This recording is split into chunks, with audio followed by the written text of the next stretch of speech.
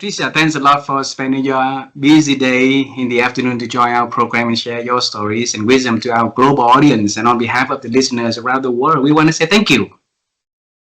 Thank you. Thank you for having me. It's a pleasure to be here with you one more time. We've already engaged in a prior situation, and I'm happy to be here once again. You are very well known in Vietnam. For our audience outside of Vietnam, Patricia, it's a great honor if we can have you to share a little bit about who you are and the work you do to our audience around the world. Would you please do that? Sure. Uh, my name is Patricia Marques. I've been living in Vietnam for the past 15 and a half years, very, very happy 15 and a half years. You can imagine that after all that time, many people say, I guess you're very happy there. And I say, yes, of course I am. I'm very happy here. At this time, I'm in my office. I'm the CEO of Phuc Long Tea, a wonderful Vietnamese company that fully dedicates the to tea, Vietnamese tea, and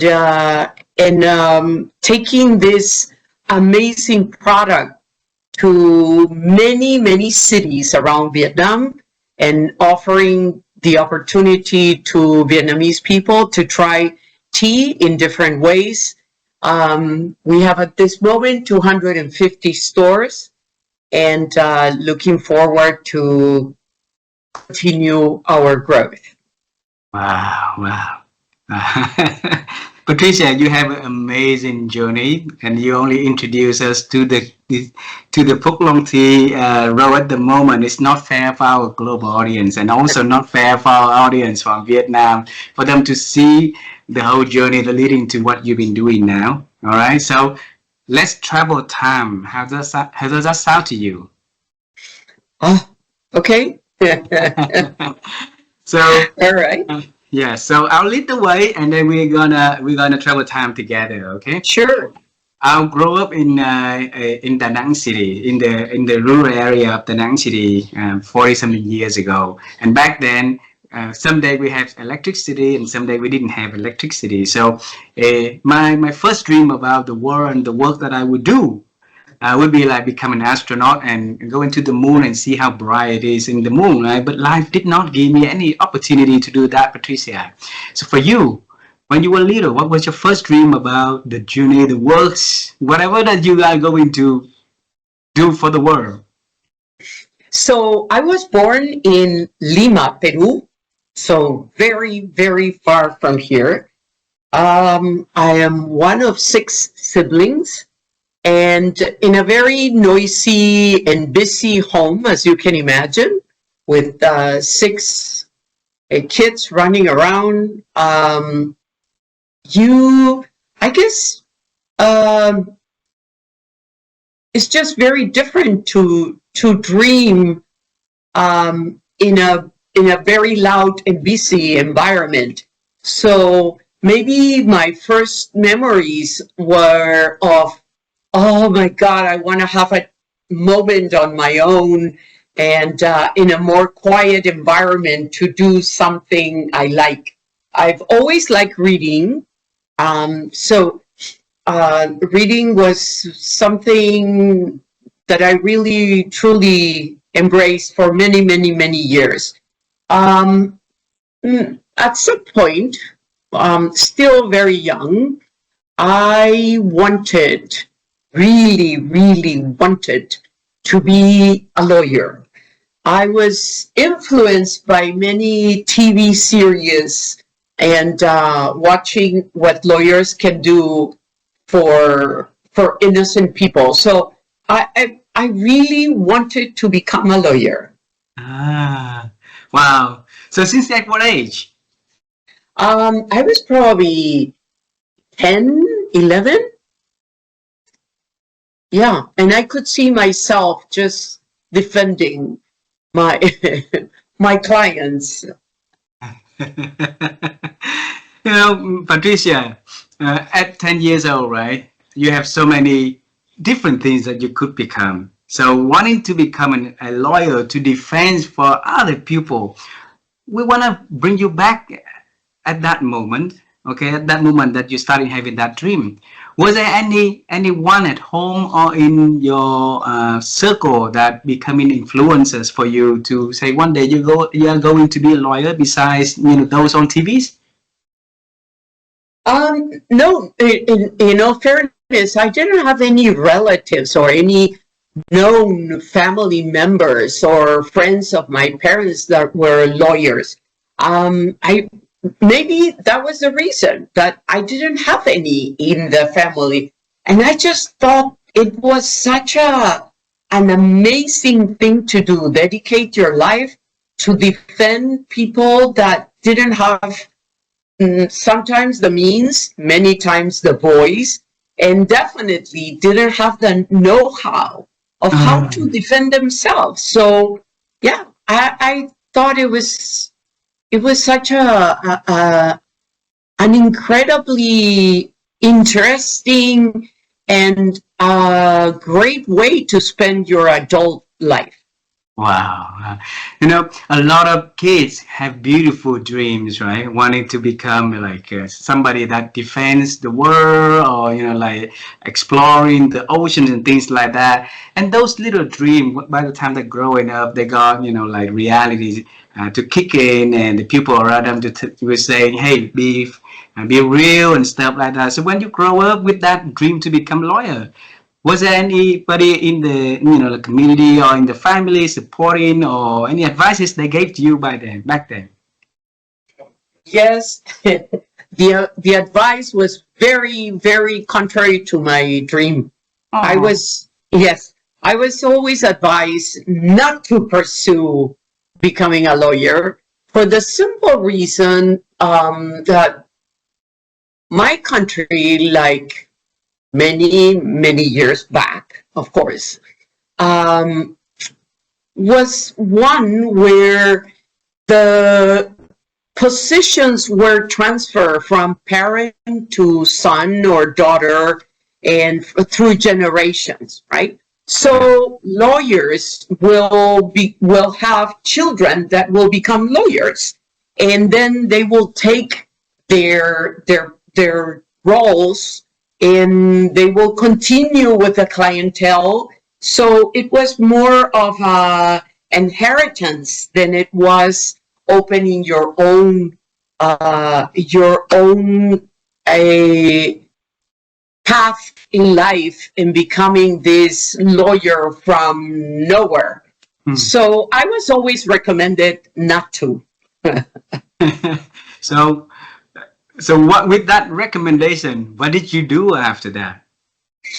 Well, of course, very frustrated, very, very frustrated at the very beginning. I remember my high school years. I had not changed my mind.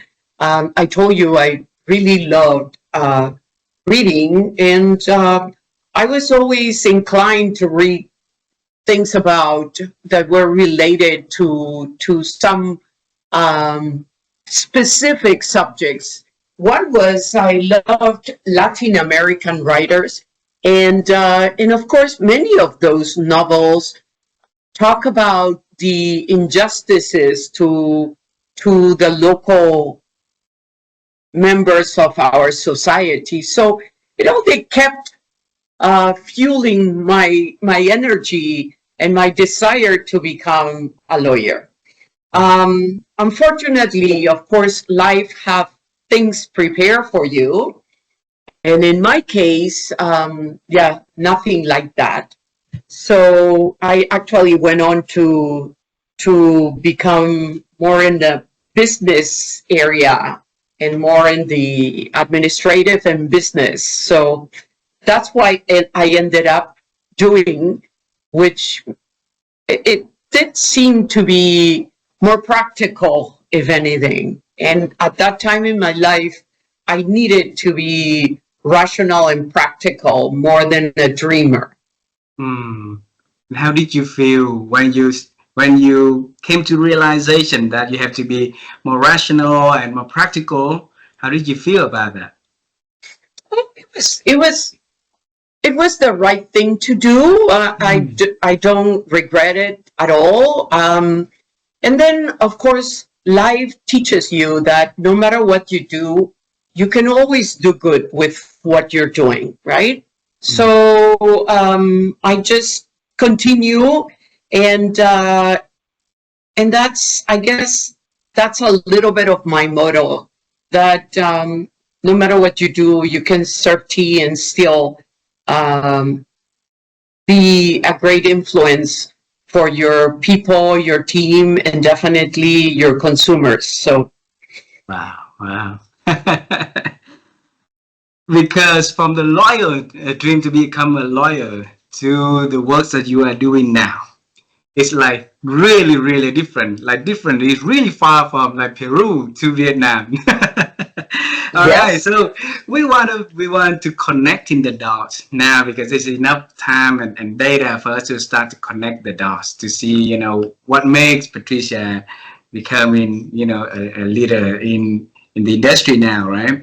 So tell us, because when I watched your interviews and you say that you're starting your F&B career in California as a barista for Starbucks long ago, right? So for when did you immigrate to America?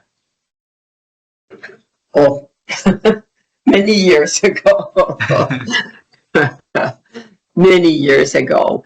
But like many of us in America, you get part-time jobs, and of course, and I say this um, again with practicality, of course, there is always the opportunity to work part-time in all things F&B, right? In retail and F&B. And I really like uh, dealing with people. I love customer service. I love to give great service and to see the satisfaction of your clients, your customers, when they are satisfied, right? That little smile of having received good service. So I started working as a part-time server in multiple restaurants. I can remember many. So at some point, after a very very interesting job at quite a large restaurant in San Francisco, I went to work I applied for Starbucks for a barista position, and I was hired, and I stayed there for a very very long time Wow. So you serve in the Bay Area or in the South and North California? in the Bay Area. Probably we met years ago. My first time came to the US is in San Francisco in 2000 and 2000, end of 2000. Stayed there for 2 years before I moved to Seattle. Probably I saw you. So not Maybe I many. serve you a latte. Probably. So why travel international? Because of life, I would say, a series of circumstances that family issues, things that needed to be taken care, and little by little, and that's how I ended up in US, and very very happy I made that transition and moved to America, um, because so many great things happened to me in America. Wow. My question was about not only America. America and South America is just like, different, one store to the next store to Vietnam. Six Oh, no, years no, ago. no, no, no. Let me tell you, it's very different. Hmm. Very different Latin America than Central America and North America. But but I understand your question. I guess I did international because um, during my early adult years, I was a flight attendant. And as a flight attendant, I travel extensively, you can imagine. So I was very comfortable in different environments, different cultures, talking to different people from different nationalities, even speaking different languages. So I felt very, very comfortable. So it just seemed natural for me to continue the international path. And when Starbucks started their international expansion, I thought that was a very good opportunity for me to fulfill that part of my desire to continue growing in an international environment. Wow. Patricia, as a flight attendant, you're traveling around the world because of the job requirement, right? But at that company, you apply to be becoming the leader for the region, for that territory or region that you've been assigned to. And I bet that back then there was so many other people also wanted to, apply for that position themselves, right? Because they might have the international exposure. Also, might have the culture understanding differently. Also, they might have the competency. Also, so why, what made Patricia succeed in getting the role? Good question. Well, first of all,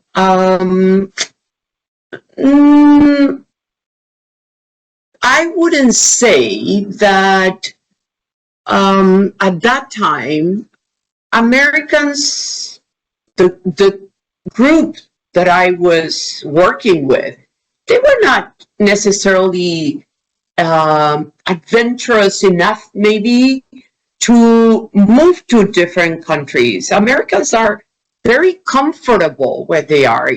Us, people from Asia, people from Latin America, like people Africa, some countries in Africa, we are very, it's counterintuitive for us to leave our countries and look for better lives in other countries.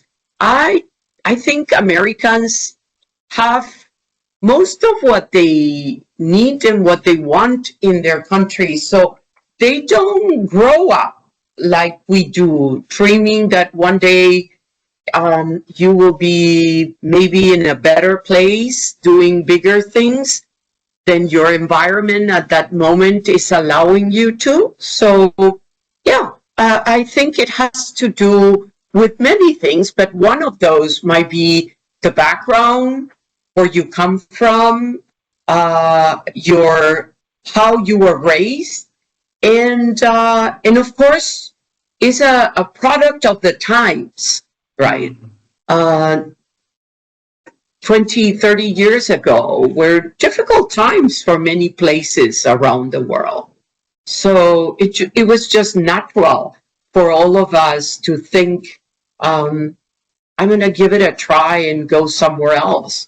Yes, it wasn't easy. You had to leave behind your siblings, your friends, etc. But there was always that drive that you could do maybe better and bigger in other countries. So when you as a flight attendant, you're traveling a lot, right? Was that was it a time you traveled to Asia or just in other continents or Asia? No, in my area of travel was not Asia, but I was exposed to Asia since I was a little girl. I went to a Chinese American school in my country in Peru, so I was very familiar with having foreigners around me. Very. and in this case, Asians. Okay, So that's interesting. Why did your family send you to Chinese American school at young age? That's very wise decision back then. That's very wise and strange also, yeah, right? yeah, Yeah. yeah, it's very unique. So two things made made that very probably life changing decision, right? Hmm. My parents were too late in signing up my brother, my older brother, into kindergarten.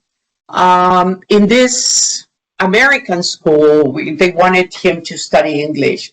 But when they went to sign him up, kindergarten was full. And in that school, they recommended my parents to go and try for the second school with, and they told my parents that it was not only full English, but also Chinese.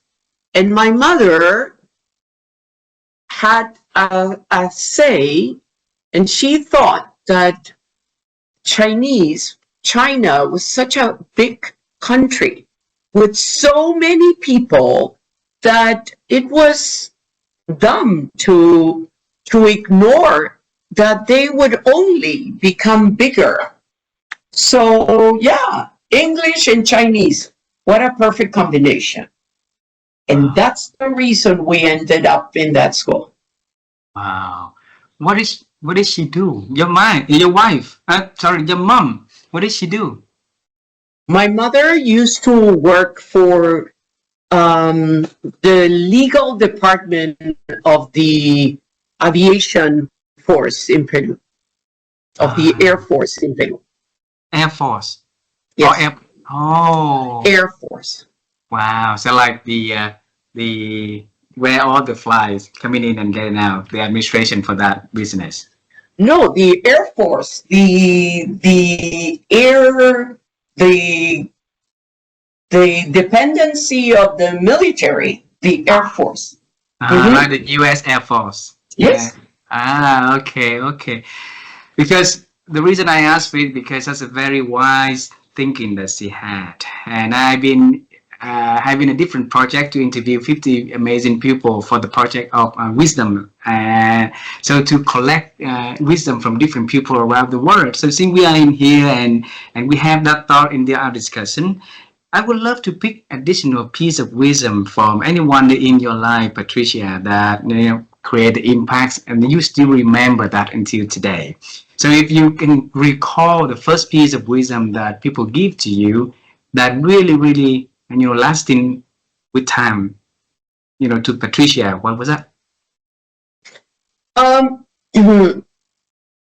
yeah, without much thinking, I can tell you that I had an aunt, my mother's sister, who was a huge influence in, I would say, not only on my life, but all my siblings' life. And she was a very, very special lady with incredible ethics and a philosophy of life that was very progressive Hmm. and influenced me in ways that probably nobody else did. Wow. So if one piece of advice that she gave you and you still remember up until today, what would that, you could share with us about your aunt? There's always time and opportunity to be kind to others. Wow. Wow. And that really the way that you're leading other people ever since, right? Yeah, she's absolutely right. Mhm. Absolutely correct. Wow. Wow. So I want to bring you to Vietnam 16 years ago, 15.5 years ago, right? A small country lies in Southeast Asia for Patricia to travel here with a business plan of building the first franchise and, the first coffee shop and the ambition to grow the business in here. So I want to bring you to that moment that you landed at Tan Son Nhat Airport or Hanoi. Tan Son Nhat Airport. Tan Son Nhat Airport. So what did she bring with her?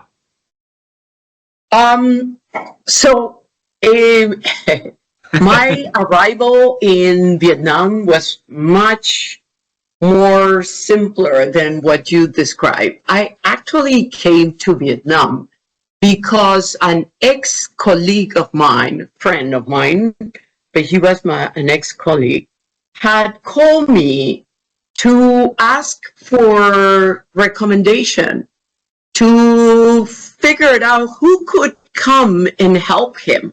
So he called me to see if I knew anybody that I could recommend to come to Vietnam and help him. He had just been recruited as the head of a Vietnamese company, and he needed somebody to help him with the operation. And I said, well, I can do it. And yeah, and then there were a lot of little details, but that was it. I came to Vietnam to really help him. So he was hired as a CEO for that Vietnamese company. Of a Vietnamese company, yes. Okay, and he could have called anyone else, in his acquaintance list, right? But he did call you to ask for advices. So, did you ask him why did he call you? So we were good friends. We were really good friends. I had just seen him not long before that call in New York. I was working for a big retail company in New York, and he had an apartment in New York. And so we met, and he shared with me that he was going to move to Bangkok, where his wife is from.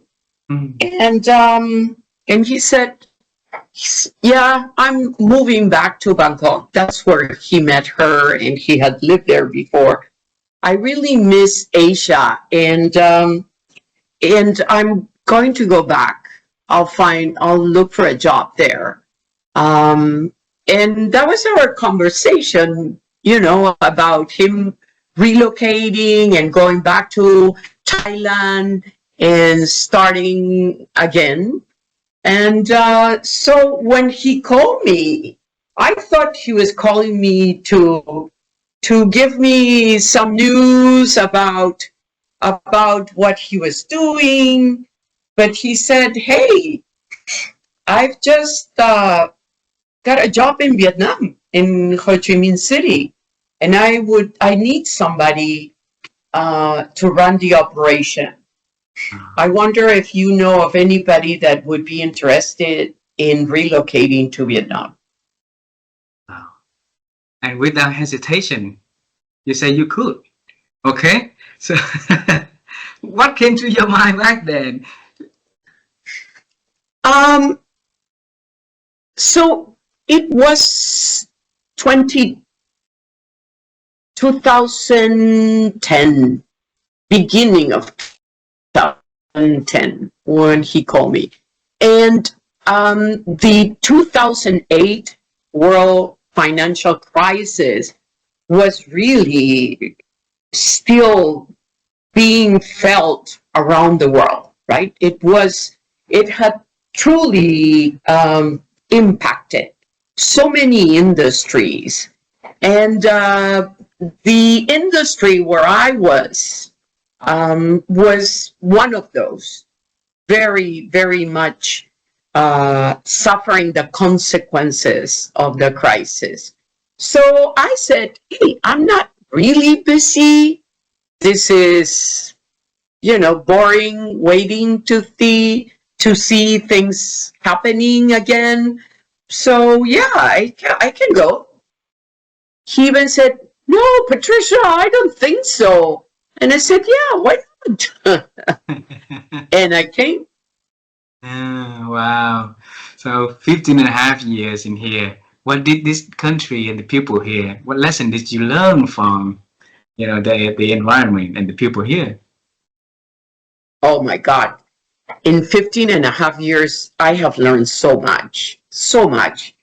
But what first impressed me was I arrived on a Thursday, very late night.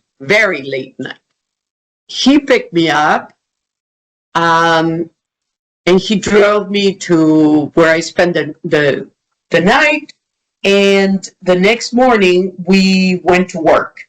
And in that time between my arrival and the next day, I saw a Ho Chi Minh that seemed very familiar to me, very Latino, very noisy, kind of messy. I love the family, the groups of family in the motorbike. That remind me so much of Latin America, because Latin America, contrary than North America, people in Latin America and here have 3, 4 kids. That was the norm, right? And so you could see the father, the mother, and 3 kids on the motorbike. And I thought, oh my God, this is just like Latin America. And then I remember going to, after Friday afternoon, finish work, my first day, we all went for, of course, Muay Thai Bai, right? And that reminded me so much of Mexico City. And I love Mexico City. So just the way it happens, the environment, the sitting down on the street, on the little plastic stools, and just ordering your beer and having little things to munch on. Yeah. So I think during that first weekend, I made up my mind that I would stay in Vietnam. Wow. Wow. So I love it the first sight. Yes. Yes, very much. Yeah. Patricia, when I remember of you and also my friends, other people, when they thought about Patricia, they always say a person that really find a lot for an industry that has been there for long. Create a flagship store, create a high-end customer service, building the performing teams, create a training that effective for the people to carry that culture down, from the manager down to the people who serve at the front store, right? So you teach us, what did you learn that mentality, to recreate and reinvent the service that's been, in the industry that's been old like this? I had a great school. I worked so many years for Starbucks, right? So I believe I had a fantastic school, where not only customer service was uh, absolutely first thing that comes to mind when a customer walks in, is you want to make sure that this customer is satisfied, not only because of what he's going to drink, but because of the interaction. So that connection was, I learned it working at Starbucks. And the second was how I was treated as a barista, the way I was raised within the organization. It truly was an amazing experience. So how can I do it in any different way? When I was treated and trained that way, and I cannot imagine any better way to treat my team than the way I was treated. Wow. Wow. So if we have a culture that promote people, that promote the support and let the people be the center of that, it will help organizations to really try, right?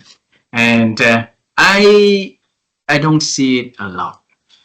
Like the companies are doing that, but they also not a lot of companies need to faster their speed up their games also to keep up with that, right? So, Patricia, is there any if you can share some insights that can help leaders to be confident to invest more on the pupil because in the long run they will be able to reap the benefit instead of just focus on something that can instantly get the number. Yeah, it's true that companies, of course, set up businesses to make big business successful. And the success of a business is measured by how well they do in sales and in managing labor properly and being cautious with cost of goods. And so I agree, there are other very important um, lines, if you wish, in your P&L that your boss or the investors would look at it, would look at these lines, right? But at the end of the day, who makes the business possible?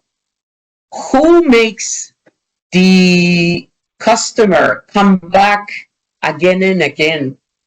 Who makes a team be strong and cohesive are the team members.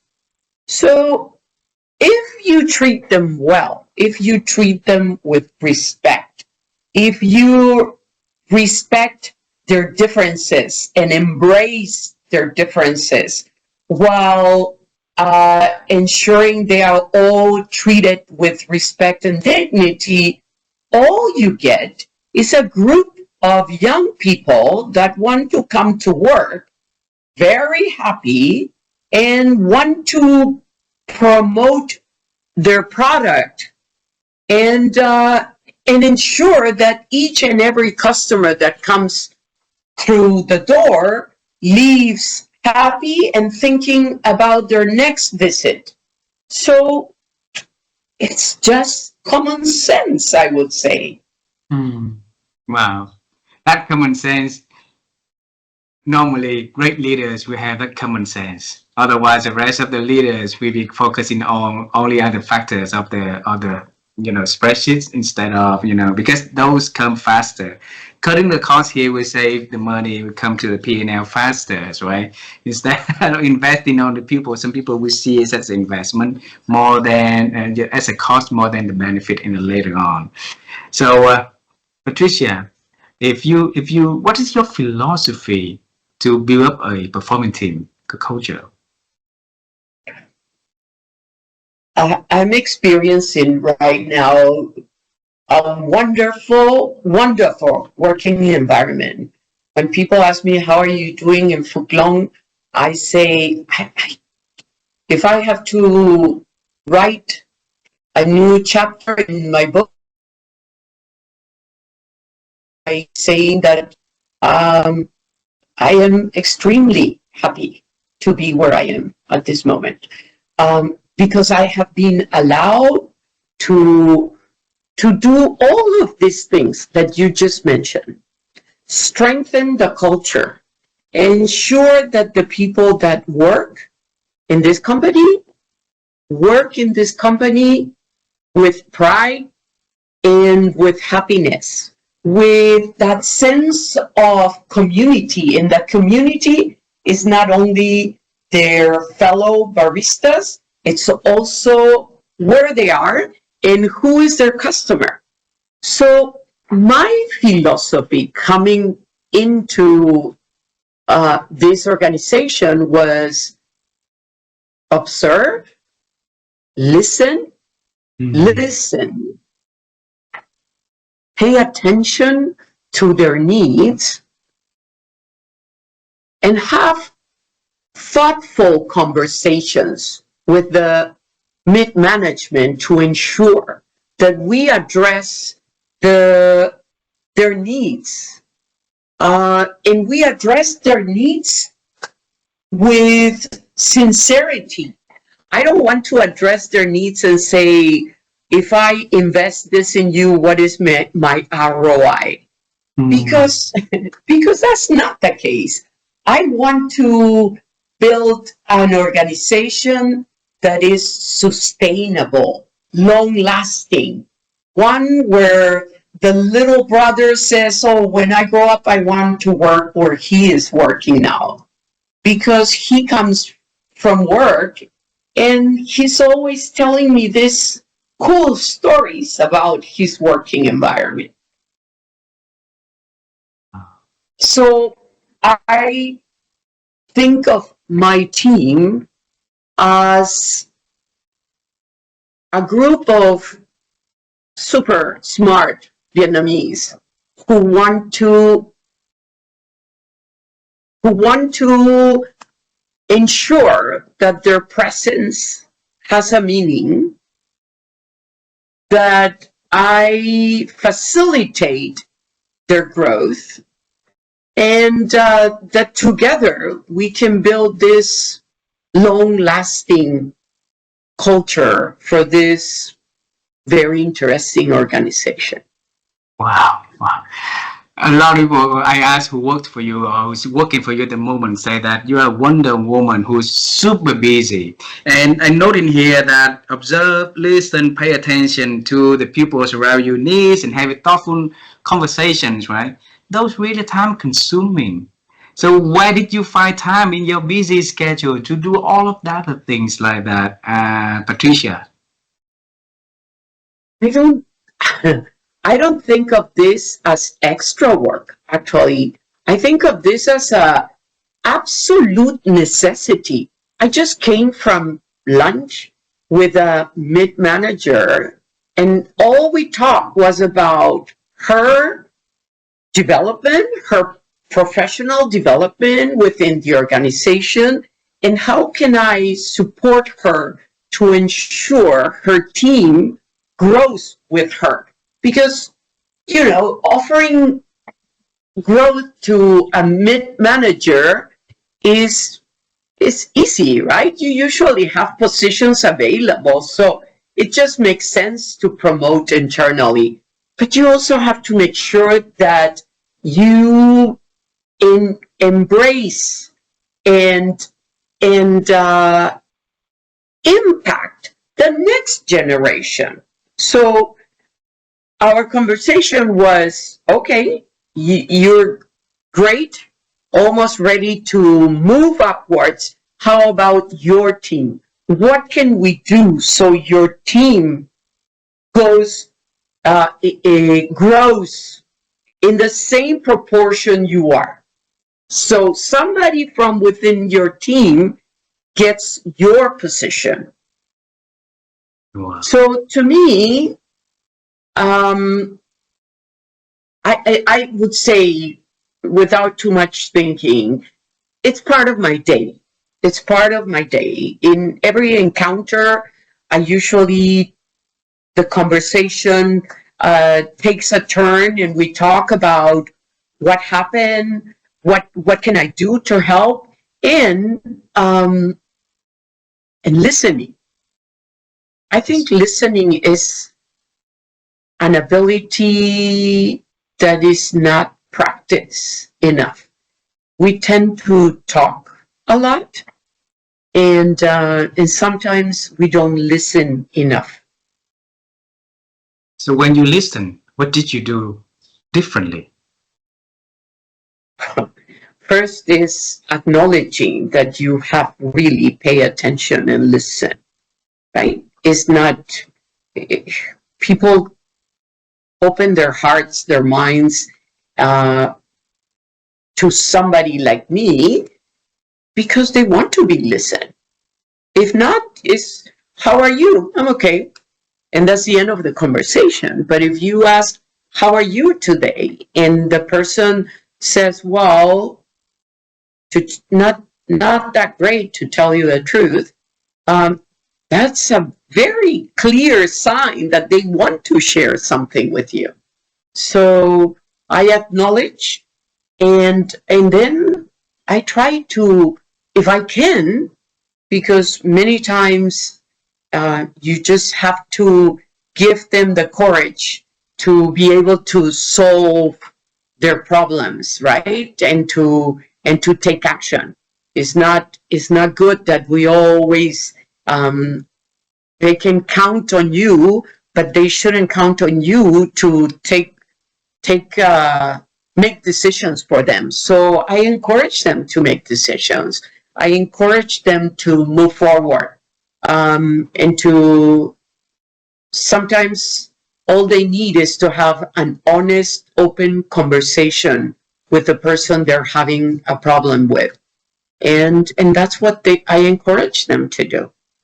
So we becoming like a facilitator, encourage the people to make decisions themselves, right? Like a coach. Yes. Like Yes, of course.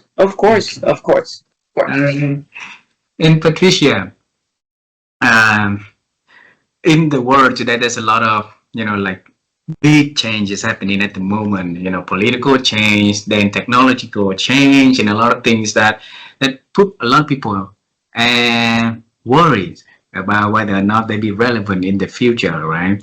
And maybe there's some words of advice for you, for the people, to what to do at the moment would be very helpful for them to continue their path of learning and growing. What would the advice be from Patricia? My advice is always to be curious. Don't lose your curiosity.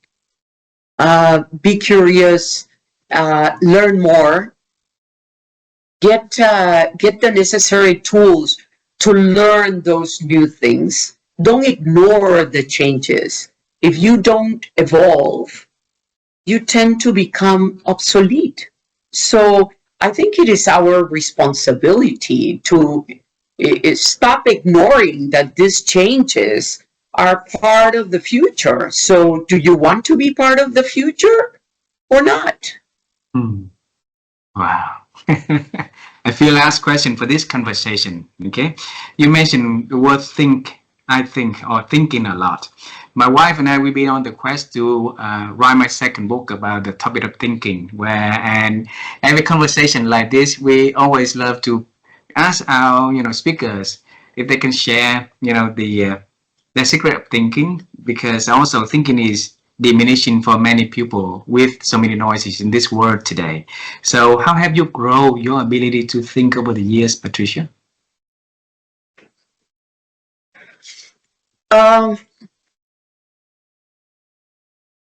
Making time for ourselves, I believe, is as important as listening to others. So listening my inner self is part of my daily obligation. I don't ignore my own feelings, my own doubts, my own concerns. And while many times I might not have a sounding board to share my feelings or my concerns with, I tend to look for this time of solitude and think about them, not in a dramatic way, but in a serious way, because I find those concerns and problems or decisions to be important. So I take them seriously. And I also think it's part of your daily routine to have some physical activity and also have some mental activity where you think through and make sure that you check with yourself that you're doing well, and give yourself the opportunity of thinking. Wow, beautiful. Then I'll bring you to the moment of 10 years old. In the family of 6 siblings, that noisy everywhere, right? And you try to find a place that quiet for you to read.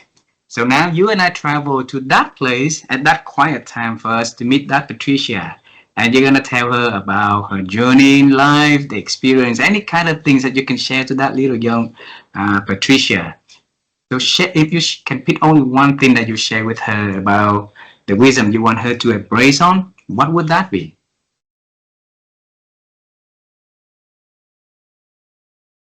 I'd say, don't be afraid. Go for it. Don't be afraid. Go for it. Okay. Maybe a little explanation. I promote to my team that they make their own decisions. They can come and check with me, but I do promote, hey, what would you do? What would you decide? And I think that the worst happens when your doubts are so big that you don't make decisions, which to me is much worse than making a mistake. Making a mistake or failing is part of the journey, right? Not making decisions, it just keeps you still where you are. You might be alive, but you're not moving forward. So don't be afraid. Go for it.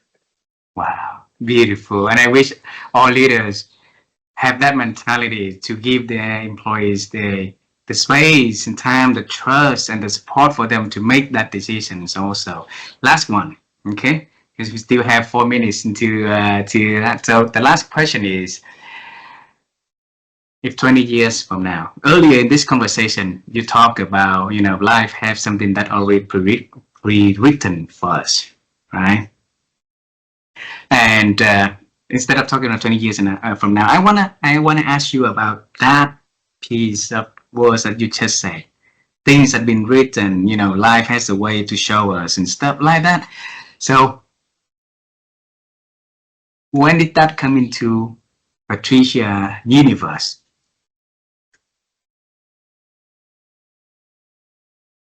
If I understand your question correctly, it does. Life has a very interesting way of showing us.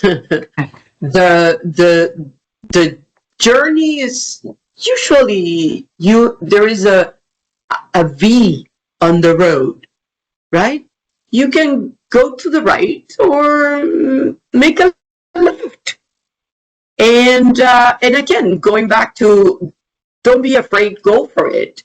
If you don't decide to go make a right or a left, you'll just get stuck in that V without moving. So you might be missing, yes, maybe some painful moments, but life will show up again with another V. And you can make another turn. And yes, it's not always smooth right. No, it can be very, very painful. It can be very difficult. But life is wonderful. So don't miss the opportunity.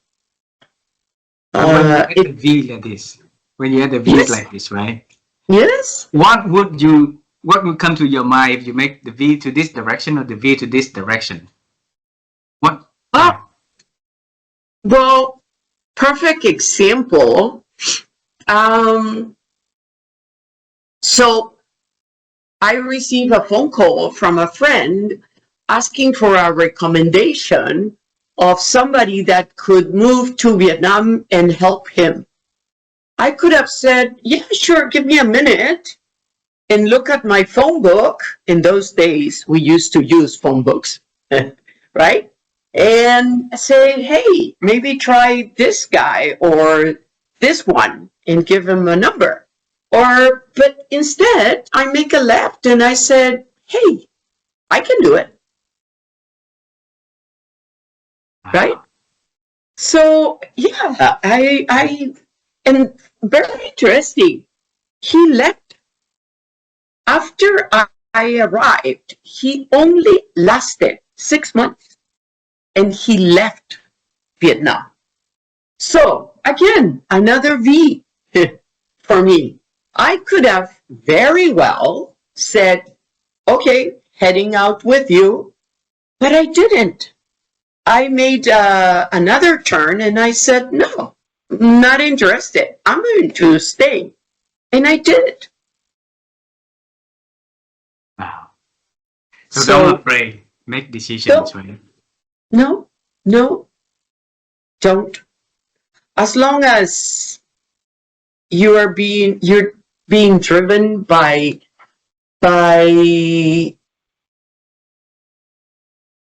positive thinking, and your decisions are clear and good, you are doing this with the best of your intentions, things will be okay. Wow. Wonderful.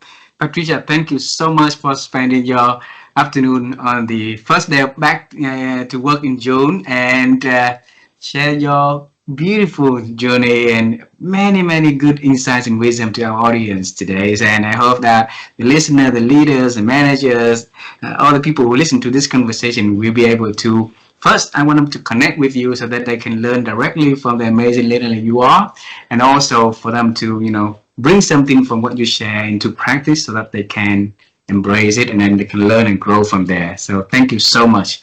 And I look forward to see you in person, for many, many more times in the future. Okay? Thank you very much. Good afternoon. Good afternoon. Bye bye. Bye. Bye.